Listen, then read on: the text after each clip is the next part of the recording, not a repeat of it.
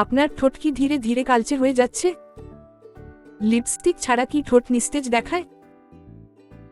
তাহলে চিন্তা করবেন না, আজ জানাবো কিভাবে মাত্র কয়েকদিনে ঠোঁটের কালো দাগ দূর করা যায়। ঠোঁট কালো হয়ে যাওয়ার কারণগুলো আসলে খুব সাধারণ, যেমন অতিরিক্ত সূর্যের আলো, কফি বা চা বেশি খাওয়া, ধূমপান, পর্যাপ্ত পানি না খাওয়া, অথবা লিপবাম ও লিপস্টিকের ক্ষতিকর রাসায়নিক। একটি ছোট বাটিতে 1 চা চামচ লেবুর রস ও 1 চা চামচ মধু মিশান। ভালোভাবে মিশিয়ে নিন যেন একটি পাতলা পেস্টের মতো হয়।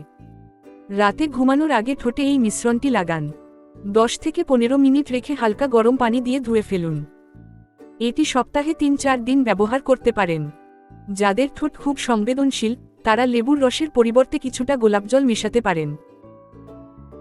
লেবুতে আছে প্রাকৃতিক ব্লিচিং উপাদান যা কালো দাগ হালকা করে। মধুতে আছে ভিটামিন, এনজাইম ও অ্যান্টিঅক্সিডেন্ট যা ঠোঁটকে ময়েশ্চারাইজ করে ও কোমল রাখে। দুটো একসাথে ব্যবহার করলে কালো দাগ কমে, মৃত কোষ দূর হয়, আর ঠোঁট হয় নরম, উজ্জ্বল ও প্রাকৃতিকভাবে গোলাপি। দিনে অন্তত 8 গ্লাস পানি পান করুন। লিপবাম বাছাই করুন যেটিতে SPF আছে। ঠোঁট ঘষে বা চাটবেন না, এতে কালচে দাগ আরও বাড়ে। এবং নিয়মিতভাবে প্রাকৃতিক উপায়ে ঠোঁট এক্সফোলিয়েট করুন, যেমন চিনি ও মধু দিয়ে। তাহলে লেবু ও মধু, এই 2 সহজ উপাদান দিয়েই আপনি ঘরোয়া উপায়ে পেতে পারেন নরম গোলাপি ঠোঁট। ভিডিওটি ভালো লাগলে লাইক দিন, আর এমন আরও বিউটি ও হেলথ টিপস পেতে চ্যানেলটি সাবস্ক্রাইব করুন। কমেন্টে জানিয়ে দিন আপনি কি লেবু ও মধুর এই টিপসটা ট্রাই করেছেন।